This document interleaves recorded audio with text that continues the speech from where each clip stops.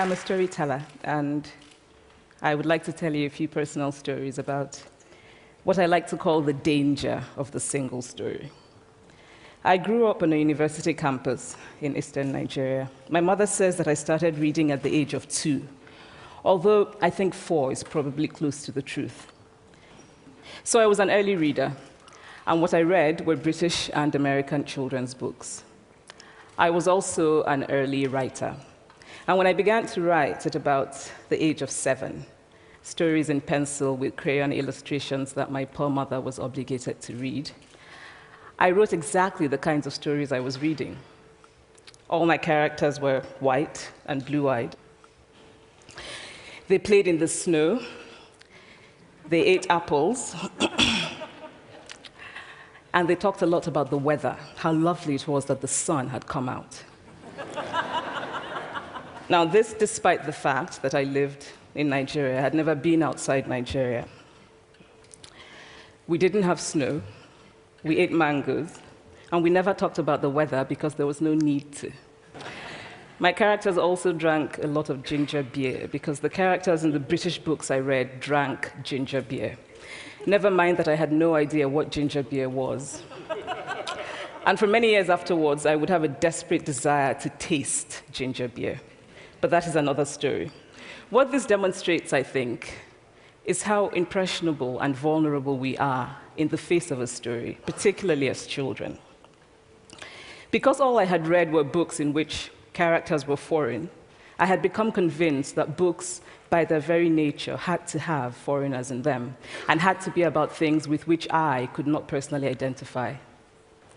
Now, things changed when I discovered African books. There weren't many of them available, and they weren't quite as easy to find as the foreign books, but because of writers like Chinua Achebe and Kamara Laye, I went through a mental shift in my perception of literature. I realized that people like me, girls with skin the color of chocolate, whose kinky hair could not form ponytails, could also exist in literature.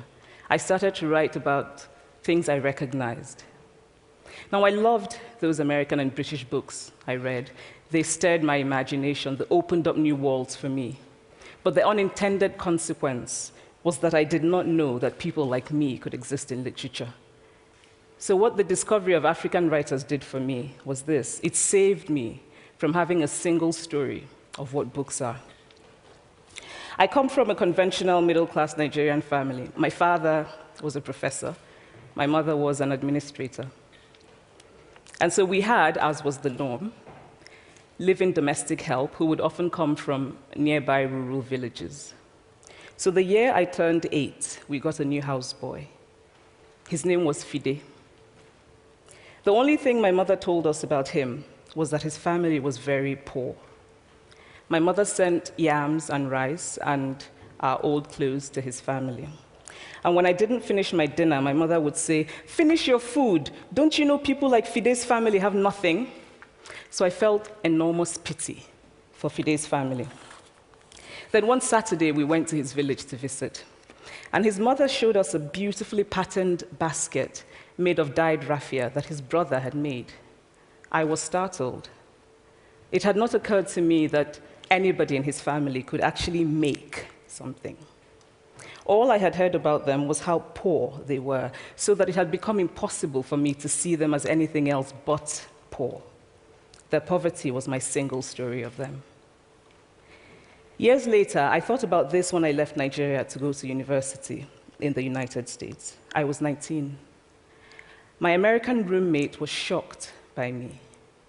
She asked where I had learned to speak English so well and was confused when I said that Nigeria happened to have English as its official language.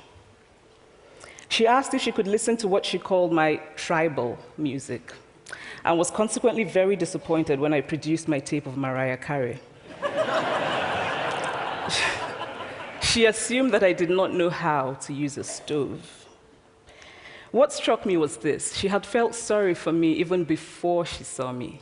Her default position toward me, as an African, was a kind of patronizing, well-meaning pity.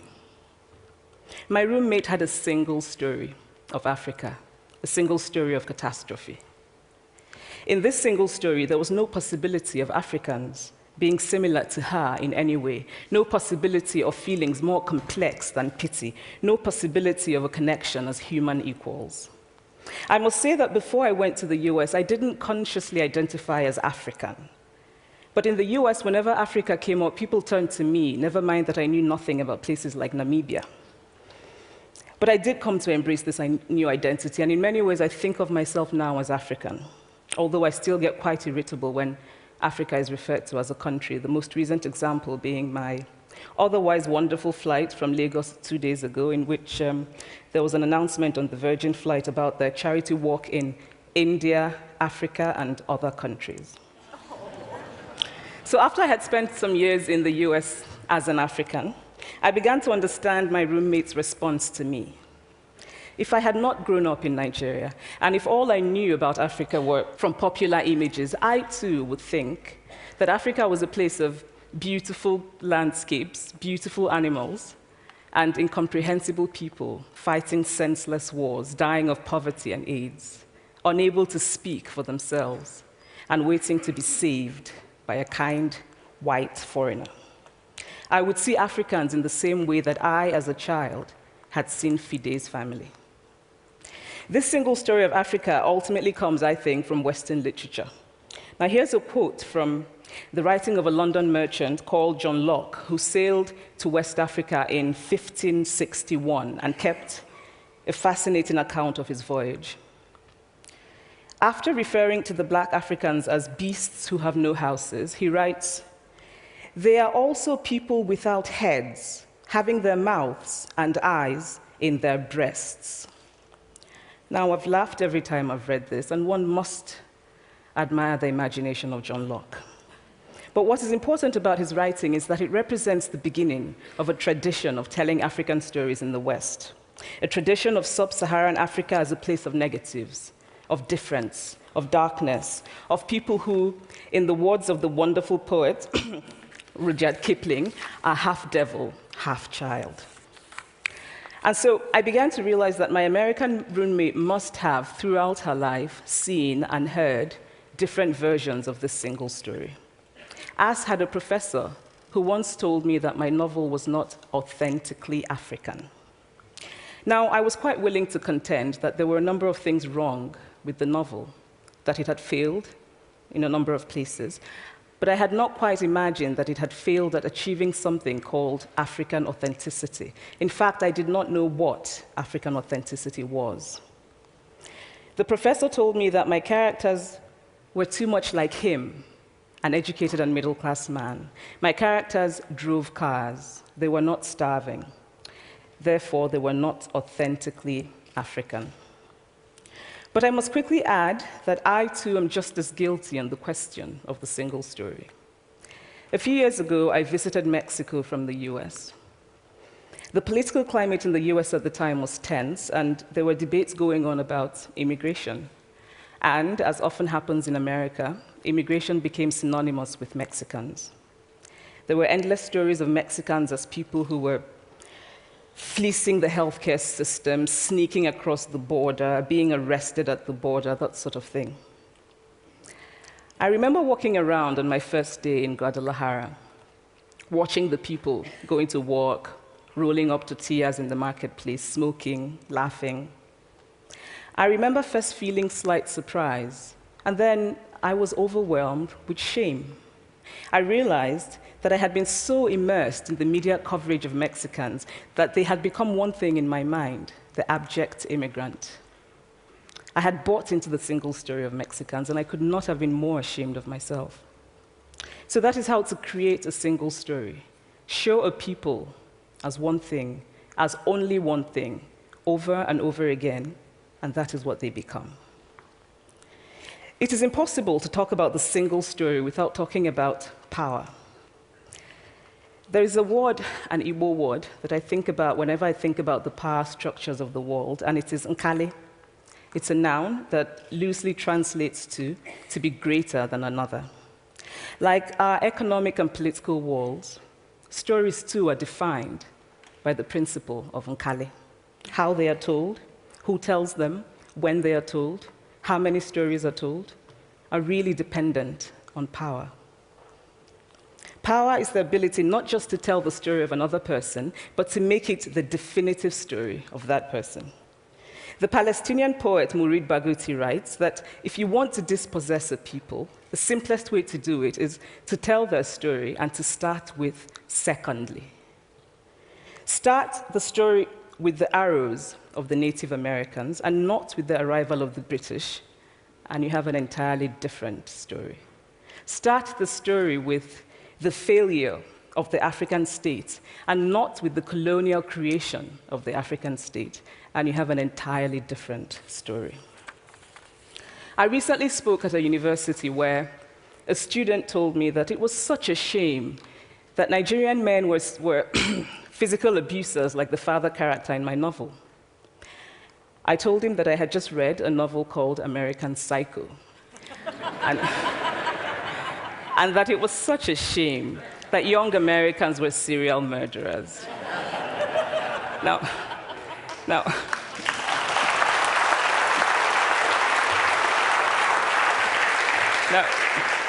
obviously, I said this in a fit of mild irritation, but it would never have occurred to me to think that just because I had read a novel in which a character was a serial killer, that he was somehow representative of all Americans.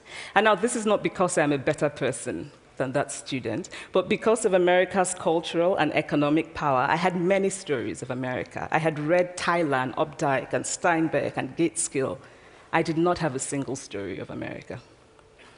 When I learned some years ago that writers were expected to have had really unhappy childhoods to be successful, I began to think about how I could invent horrible things my parents had done to me. But the truth is that I had a very happy childhood, full of laughter and love, in a very close-knit family. But I also had grandfathers who died in refugee camps.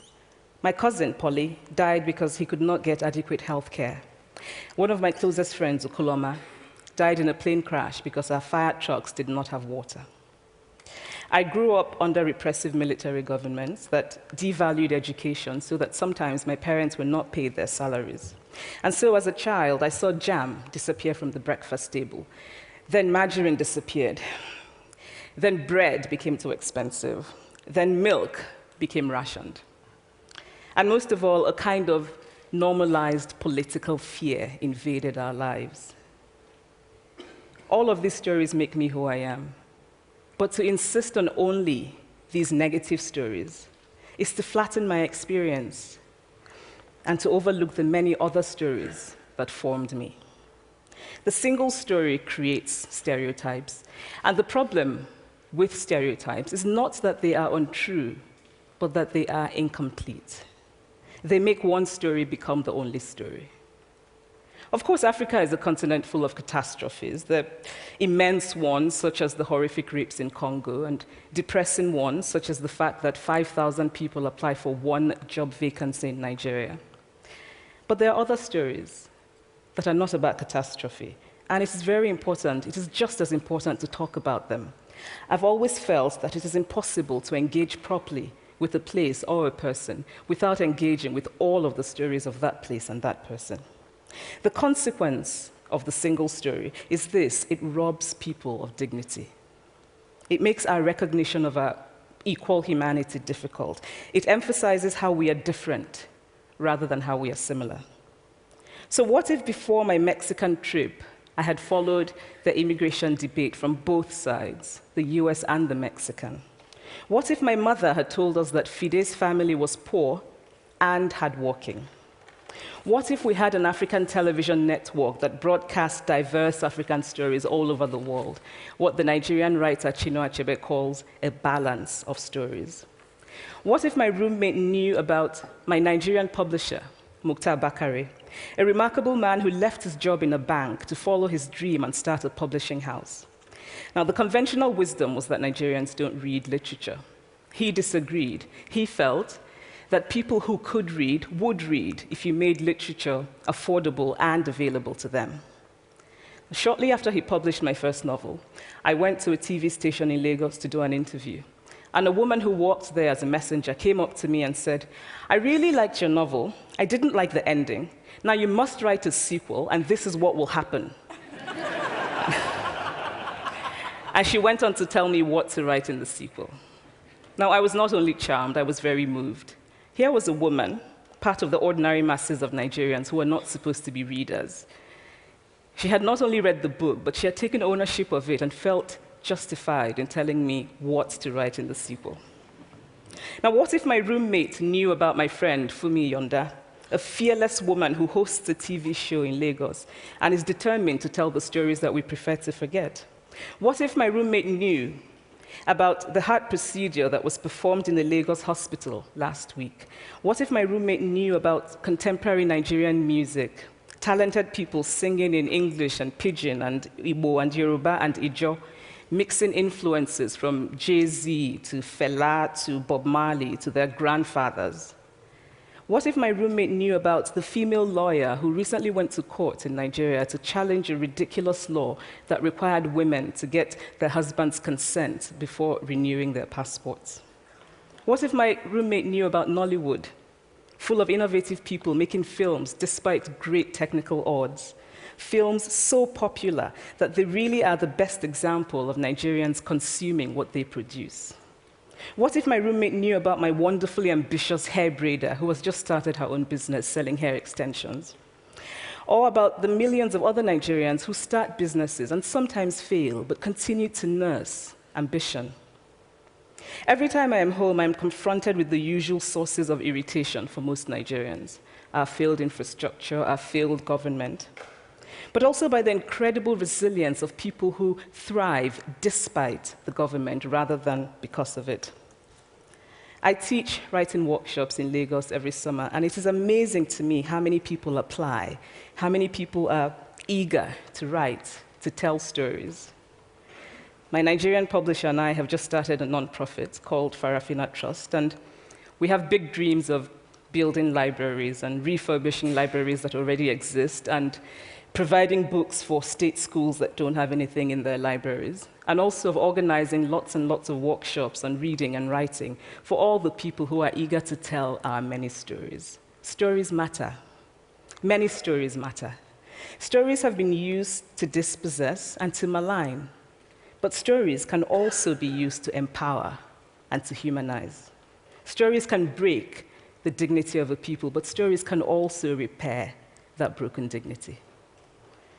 The American writer Alice Walker wrote this about her southern relatives who had moved to the north, and she introduced them to a book about the southern life that they had left behind.